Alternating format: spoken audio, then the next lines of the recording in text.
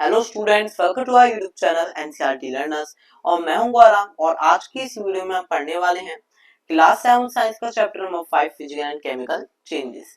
इससे पहले मैंने आप लोगों के लिए इस चैप्टर की दो वीडियो और बनाई थी जिसमें हमने चैप्टर के दो टॉपिक कंप्लीट किए थे। एक तो हमने फिजिकल चेंजेस समझा था और एक हमने केमिकल चेंजेस पूरा का पूरा पढ़ लिया था।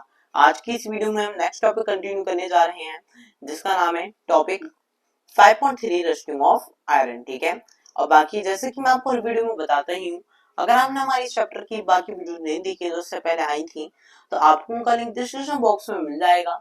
साथ ही साथ आप हमारे चैनल पे सीधा जाकर वीडियो को देख सकेंगे जहां पे आपको हमारी सारी वीडियो क्लासेस 6 की, 7th की, 8th की, 9th की, 10th की, 11th की, 12th की सबकी अलग अलग आपको वहां पे मिलेंगी।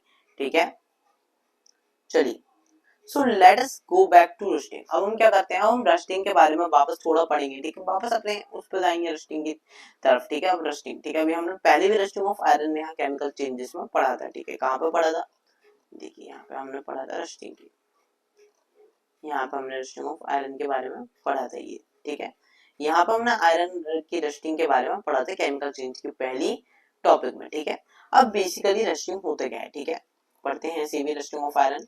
So topic 5.3 rusting of iron. Let us get back to rusting. This is the one change that attacks iron particles and slowly destroys them.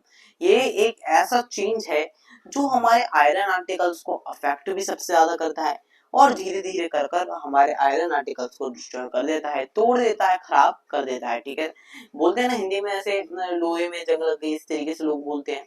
तो बेसिकली रस्टिंग ऑफ आयरन में क्या होता है, हमारा जो आयरन आर्टिकल है वो क्या होता है, वो रस्टिंग से अफेक्ट होकर धीरे कर उसकी पावर जो है, जो मजबूती है वो उसकी कम होने लग जाती है और हमारा आयरन क्या होता है, डिस्ट्रॉय होने लग जाता है और धीरे कर वो पूरा का पूरा गल जाता है। ठीक है, since iron is used in making bridges, ships, cars, trucks, bodies, and many other articles, the monetary loss due to rusting is used। अब जैसे कि हम जानते हैं हिंद समाज जो हमारा आयरन है ये कितनी चीजों के लिए यूज होता है, ये ब्रिजेस को बनाने के लिए यूज होता है, ये शिप्स को बनाने के लिए यूज होता है, कार्स को बनाने के लिए, ट्रक बॉडीज को बनाने के लिए और कई सारे ऐसी अलग अलग आर्टिकल्स को बनाने में यूज होता है।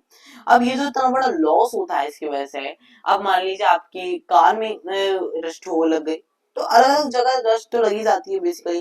तो ये जो रस्टिंग होती है बहुत ही ज्यादा वाला लॉस कर देती है अगर ये किसी बहुत महंगी चीज में लग जाए, और जिसका लॉस होता है वो कई बार बहुत ह्यूज भी हो जाता है।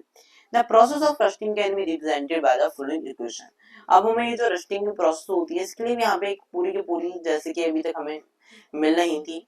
ठीक है, हमें जो अभी मिल रही थी इनके क्वेश्चंस यहाँ पे भी इन्होंने रस्टिंग के दिए। जैसे हमारा जो आयरन, ठीक है, आयरन का क्या होता है फॉर्मूला Fe। जब हम आयरन ऑक्सीजन के कांटेक्ट में आती है, O2 के कांटेक्ट में, ऑक्सीजन के कांटेक्ट में एयर से, ठीक है, ऑक्सीजन के कांटेक्ट में जब हमारी आयरन आता है कि किससे, एयर से, जब हमारा जो आयरन है वो ऑक्सीजन के कांटेक्ट में आता है और वाटर के कांटेक्ट में आता है H2। ठीक है, H2O, ठीक है, H2O के कांटेक्ट में जब आता है तो उससे क्या होता है, हमारा आयरन और ऑक्सीजन और वाटर एक साथ रिएक्ट कर वहां पे रस्ट लगने लग जाती है जिससे हमारी क्या बनती है, आयरन ऑक्साइड Fe2 और 0 सबस्क्रिप्ट 2। ठीक है, सो इसमें क्या होता है जब रस्टिंग, ठीक है, for rusting the presence of both oxygen and water और वाटर वेपर इज एसेंशियल।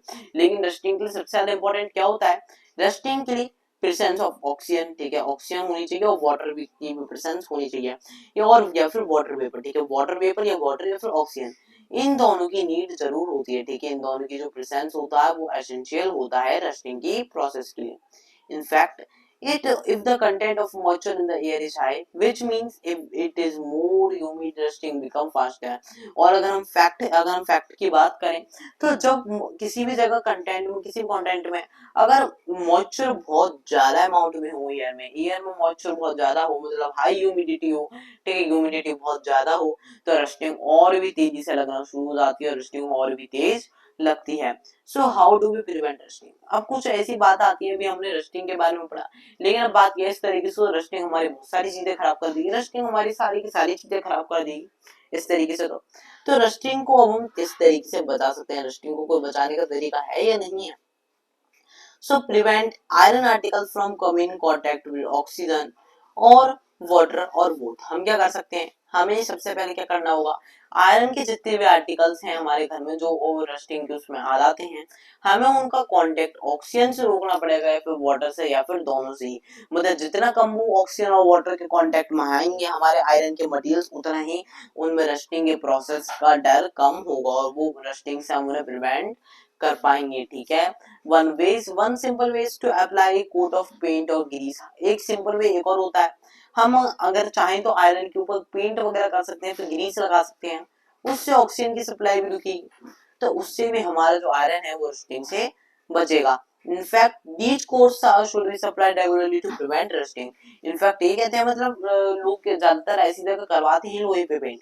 क्यों करवाते हैं लोग, ज्यादातर इसलिए करवाते हैं क्योंकि ये कोट लोग मतलब ज्यादातर अप्लाई करवाते हैं क्योंकि रस्टिंग को प्रिवेंट करते हैं। ठीक है, another way is to deposit a layer of a metal like क्लोरोमियम और जिंक ऑन आयरन। आप क्या कर सकते हैं, एक तरीका और होता है। ठीक है, एक तरीका और होता है, अगर हम चाहें तो अपने आयरन के ऊपर एक मेटल की लेयर भी लगा सकते हैं। ठीक है, कौन कौन सा मेटल एक तो हम लगा सकते हैं, एक तो जिंक लगा सकते हैं, ठीक है, और एक हम क्रोमियम भी लगा सकते हैं। ठीक है, हम एक तो थोड़ी सी उसकी पतली पतली सी लगा के लोग लगाते हैं। ठीक है, मतलब कहीं भी आप अगर कभी भी कंपनी वगैरह का गुड्स देखें, कंपनी की गुड्स, तो ज्यादातर कंपनी की गुड्स पर क्रोमियम या जिंक की कोटिंग होके आती है आयरन से, आयरन को रस्टिंग से बचाने के लिए। ठीक है, अब देखिए यहाँ पे पहली कहती है, that is why my friend Rita is alwaज complaining that iron articles rusting so fast.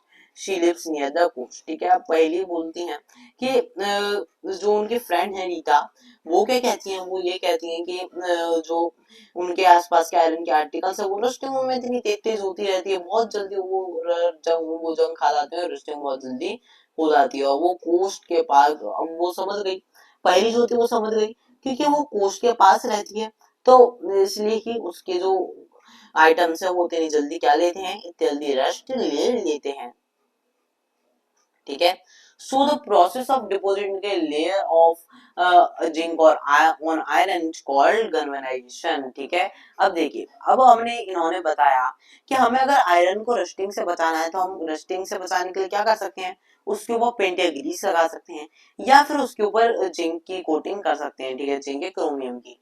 तो जो अगर तो ये जो प्रोसेस होती है जिसमें हम इसके ऊपर आयरन के ऊपर एक लेयर ऑफ जिंक लगाते हैं, ठीक है, लेयर ऑफ जिंक उसके ऊपर लगाते हैं ताकि वो एक डिपोजिटिंग लेयर उसके ऊपर लगाते हैं जिंक की आयरन के ऊपर, उस प्रोसेस को हम गैल्वेनाइजेशन कहते हैं। कौन सी प्रोसेस होती है, हमारी गैल्वेनाइजेशन की प्रोसेस होती है।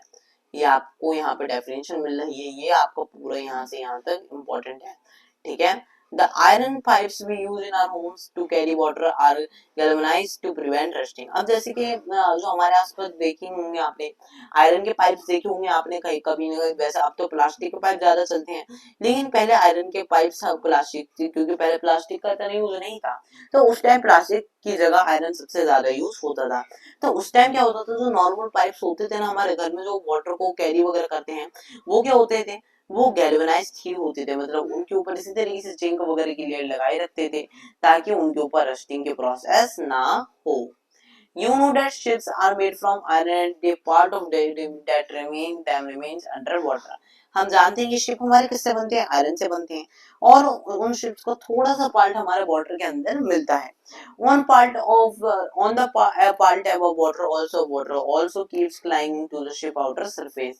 और जो एरिया हमारे वाटर के मतलब ऊपर वाले एरिया होता है, उस वाले पार्ट पे भी बार बार वाटर जब क्या आती है, जब ओशंस वगैरह में होते हैं, तो कई बार जो लहरें आती हैं वो भी पूरे उस आउटर वाली बॉडी को पूरा भिगोती रहती हैं। कभी लहर बहुत तेज आ गई तो वो जो पूरा का पूरा शिप है वो चारों तरफ से पानी में डूबा रहता है आउटर एरिया से। तब वहां पे भी क्या रस्टिंग, वहां पे क्यों नहीं होती rusting, moreover the water of the sea contains many salts. जिसमें कि हमारे वाटर जो सी वाटर होता है उसमें सॉल्ट भी बहुत होता है। ठीक है, सॉल्ट भी बहुत होता है, और सॉल्ट वाटर जो होता है हमारा रस्टिंग के प्रोसेस को और तेज बना देता है।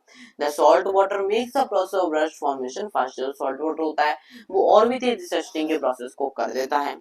Therefore, ships suffer a lot of damage from rusting in spite of being painted, ठीक है। लेकिन तब भी इसी वजह से शिप जो होती हैं वो बहुत सारा डैमेज सहती हैं रस्टिंग के प्रोसेस की वजह से।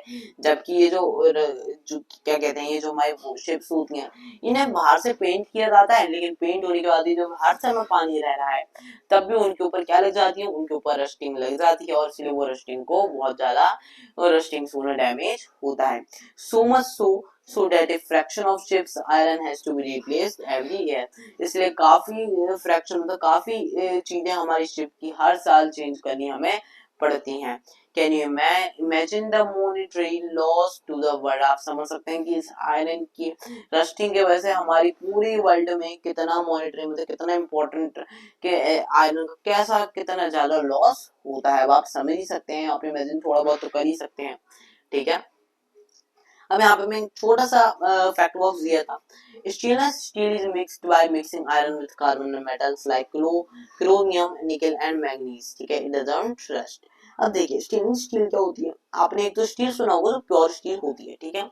अब इसी के साथ साथ आपने स्टेनलेस स्टील भी सुना होगा, ठीक है। ज्यादातर किचन में जो यूटेंसिल्स पाए जाते हैं वो स्टेनलेस स्टील के पाए जाते हैं।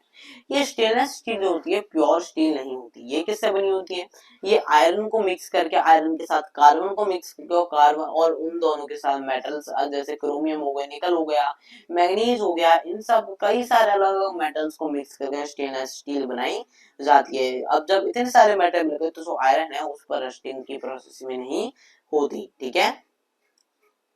चलिए अब हमारा नेक्स्ट टॉपिक, टॉपिक 5.4 क्रिस्टलाइजेशन। अब हम क्रिस्टलाइजेशन के बारे में पढ़ेंगे, ठीक है। तो क्रिस्टलाइजेशन होता क्या है। Crystallization. In class 6 you have learned that salt can be obtained by the evaporation of sea water। आपने क्लास 7 में पढ़ा था जो सॉल्ट होता है हमारा वो किस तरीके से पेपर हो सकता है, वो हमारा एवोपरेट करके मतलब सी वाटर को जो हम एवोपरेट करते हैं उससे भी हमारा सॉल्ट मतलब सॉल्ट ऑब्टेन किया जा सकता है, ठीक है। और सॉल्ट हम ऑब्टेन किया जा सकता है उस सी वाटर से, क्योंकि सी वाटर हमारे क्या होता है, सॉल्टी होता है। और हमने पढ़ा है जब हमारा सॉल्टी वाटर पर जब हम एवोपरेट करते हैं उसे तो हमारा जो वाटर होता है वो तो एवोपरेट होकर वेपर के फॉर्म में आगे चला जाता है और जो हमारा सॉल्ट होता है वो वहीं रह जाता है, ठीक है। So the salt obtained in this manner is not pure and the shape of its crystals cannot be seen clearly। अब जो इस वाले मैनर से जो हमारा सॉल्ट ऑप्टेन होता है वो प्योर नहीं होता, ठीक है। आप जो घरों में सॉल्ट यूज करते हैं वो बहुत सारे प्योरीफाइंग मेथड से होकर आता है। तो पहले तो वो बहुत सारा प्योरीफाई होता है फिर वो सॉल्ट आपको देखने के लिए मिलता है, ठीक है। तो जो सॉल्ट अभी आपको सी वाटर से ऑप्टेन हुआ वो आपका प्योर नहीं होता, जो उसके क्रिस्टल्स की शेप होती है वो भी अच्छे से नहीं दिखती है। So, however, large crystals of pure substances can be formed within from their solutions। लेकिन जो उनका सॉल्यूशन होता है पूरा मिक्सचर होता है उससे कई सारे अलग अलग क्रिस्टल्स लार्ज क्रिस्टल्स हमारे बन सकते हैं उस प्योर सब्सटेंसेस से उस सॉल्यूशन में से, ठीक है। So this process called crystallisation. जिस प्रोसेस में हम क्या करते हैं, हम सॉल्ट को ऑब्टेन करते हैं, ठीक है, उनके अलग अलग क्रिस्टल्स को ढूंढते हैं। इस पूरी प्रोसेस को हम क्या कहते हैं, क्रिस्टलाइजेशन कहते हैं। ये आपका पूरा का पूरा इंपॉर्टेंट है, इसे अंडरलाइन कीजिए, ठीक है। ऐसी प्रोसेस जिसमें हमारे क्या होते हैं, क्या फॉर्म होते हैं, हमारे क्रिस्टल्स फॉर्म होते हैं सॉल्ट के और हम उन्हें प्योरीफाई करते हैं। इस पूरी प्रोसेस को हम क्रिस्टलाइजेशन कहते हैं, ठीक है। अब हमें यहाँ पे दिए activity 5.9 to be performed in the presence of teacher, ठीक है। ज्यादातर एक्टिविटीज में आपको टीचर की प्रेजेंस में करनी है चैप्टर की, क्योंकि इनमें हमने अलग अलग केमिकल्स को यूज किया है तो इन्हें थोड़ा अकेले करना सही नहीं रहेगा क्योंकि ये थोड़ी हार्मफुल भी होती हैं, इसलिए आप टीचर के प्रेजेंस में ये सारी एक्टिविटी करेंगे। Question, you use only dilute sulphuric acid be careful while boiling water. आप मेनली जो यूज करना वो आप only dilute sulphuric acid use करना और कुछ यूज मत करना। और जब आप वाटर को बॉईल करें तो उसका ध्यान रखना और केयरफुल रहना, ठीक है। Take a cup full of water in a beaker and add a few drops of dilute sulphuric acid. आप एक कप फुल ऑफ वाटर लीजिए, ठीक है, एक कप फुल पूरा कप भर के आप वाटर लीजिए एक बीकर में और उसमें कुछ ड्रॉप्स dilute सल्फ्यूरिक एसिड के डाल दीजिए। Add a few drops of dilute sulphuric acid, ठीक है, ठीक है। हीट द वाटर, फिर अब आप वाटर को हीट करने के लिए रख दीजिए। When it start boiling add copper sulphate powder slowly while steering continuously, ठीक है। अब जब वो बॉईल होना शुरू हो जाए आपका पानी, जब आपको पानी 100 डिग्री सेल्सियस तक पहुंच जाए और बॉईल होना शुरू हो जाए तो आपको उसमें थोड़ा थोड़ा धीरे धीरे कर कर कॉपर सल्फेट पाउडर डालते रहना है और उसे रेगुलर बेसिस पर मिक्स करते रहना है, ठीक है। आपको उसे छोड़ना नहीं और रेगुलर मिक्स करते रहना है। Continue adding copper sulphate powder till no more powder can be dissolve. आपको उस कॉपर सल्फेट पाउडर को ऐड करते रहना है, करते रहना है, करते रहना है, तब तक करते रहना है जब तक उसमें वाटर में वो कॉपर सल्फेट पाउडर डिसॉल्व होना बंद नहीं हो जाता, ठीक है। फिल्टर द सॉल्यूशन, लास्ट में आपको क्या करना है जब वो डिसॉल्व होना बंद होता है, जितना आपको कॉपर सल्फेट सॉल्यूशन उसमें ऐसा ही रह गया हो आपको उसे फिल्टर कर लेना है और अलग से पानी निकाल लेना है, ठीक है। अलाउ इट टू कूल, वो आप उसे कूल होने के लिए फिर छोड़ देंगे अलग। Do not disturb the solution when it is cooling, और जब वो कूल हो रहा हो आपका क्या कहते हैं, जब आपका वो जो सॉल्यूशन वो कूल हो रहा हो तो आपको उसे डिस्टर्ब नहीं करना, मतलब उसे हिलाना नहीं है। Look at the solution after some time, फिर आप कुछ ही देर बाद उस सॉल्यूशन में देखना। Can you see crystals of copper sulphate, के बाद आप कॉपर सल्फेट के कुछ क्रिस्टल्स देख पा रहे हैं। If not wait for some more time, अगर नहीं देख पा रहे हैं तो आप थोड़ी देर के लिए उसे और छोड़ दीजिए, फिर थोड़ी देर बाद देखना आपको देखिए इस तरीके से अलग छोटे छोटे से क्रिस्टल्स इसमें देखेंगे, क्रिस्टल्स ऑफ कॉपर सल्फेट, ये हमारे कॉपर सल्फेट की क्रिस्टल्स हैं। इस एक्टिविटी में आपको बेसिकली क्रिस्टल्स की फॉर्मेशन बताया गया कि क्रिस्टल्स हमारे किस तरीके से बनते हैं। अगर आप चाहें तो आपके घर पर जो नॉर्मल सॉल्ट पाया जाता है आप उससे भी बना सकते हैं, ठीक है। आप शुगर वगैरह से भी बना सकते हैं, ठीक है। चलिए आगे पढ़ लेते हैं। You have learned about physical and chemical changes। अब आपने किस पूरे चैप्टर में फिजिकल चेंजेस के बारे में पढ़ा, केमिकल चेंजेस के बारे में पढ़ा। अब try to identify changes that you observe around you as physical और केमिकल चेंजेस। अब आपको अपने आसपास के कुछ ऐसे चेंजेस को आइडेंटिफाई करना है जो आप ऑब्जर्व करते हैं और फिजिकल और केमिकल चेंजेस को अलग अलग आपको आइडेंटिफाई करना है, ठीक है। और इसी के साथ हमारा ये चैप्टर होता है फिनिश। इस चैप्टर में हमने बेसिकली एक तो फिजिकल चेंजेस के बारे में पढ़ा, केमिकल चेंजेस के बारे में पढ़ा और क्रिस्टलाइजेशन की प्रोसेस पढ़ी और रस्टिंग ऑफ आयरन के बारे में पढ़ा, ठीक है। उम्मीद करता हूँ आपको चैप्टर अच्छा लगा होगा क्योंकि चैप्टर ये बहुत इंटरेस्टिंग था, कोई ऐसा बोरिंग चैप्टर नहीं था। आपने एक्टिविटी ट्राई की, ठीक है। उम्मीद करता हूँ आपको चैप्टर अच्छा लगा होगा और अगर आपको वीडियो अच्छी लगी तो वीडियो को लाइक करे बिना बिल्कुल मत जाइएगा। मिलते हैं नेक्स्ट वीडियो में नेक्स्ट चैप्टर के साथ और चैनल को सब्सक्राइब करे बिना बिल्कुल मत जाइएगा। आपके लाइक और सब्सक्राइब से हमें इंस्पिरेशन मिलती है कि हम आप लोगों के लिए ऐसी और वीडियो बनाते हैं। Thank you for watching our video. Have a nice day.